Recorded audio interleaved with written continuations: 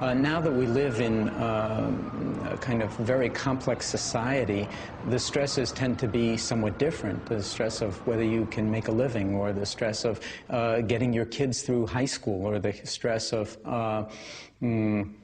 feeling like your job is being downsized, or you're no longer happy in your work, or you are having a hard time in your relationships with people. Those things can be very, very stressful. In some sense or other, stress is in the eye of the beholder.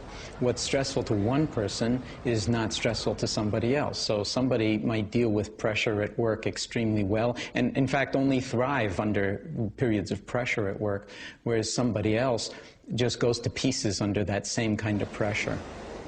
Now, there's more and more of a fuzzy boundary between work life and home life, because your electronics goes with you home, and between the work week and the weekend, and between night and day, so that if you're not careful, you could be working virtually all the time on your cell phone all the time, or faxes or email or this or that, to the point where you're always reacting or responding to something else, and you have no time to actually be. So always doing.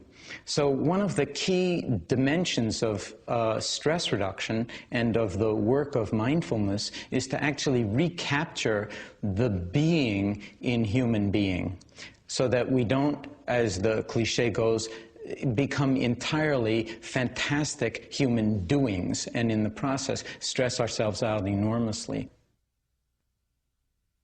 But we're also isolated sometimes within ourselves. We're isolated from our bodies. We're isolated from good feelings within ourselves, that sometimes we feel like we're just driving on empty, that we're just on a treadmill and running and running and running. And sometimes, like when we stop, just like not even knowing what to do, because we're so used to and virtually so addicted to doing and to activity.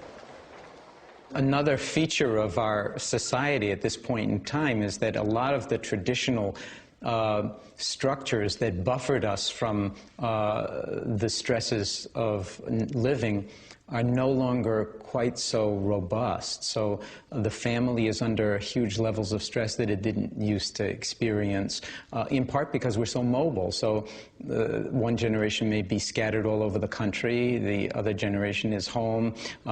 We don't tend to live where we grew up, so we don't have the supports of an extended family. Very often the same thing with church or with religion. The church used to, in some way, create a kind of community and a buffer and a holding environment for us to feel like we knew who we were and we knew where we were going.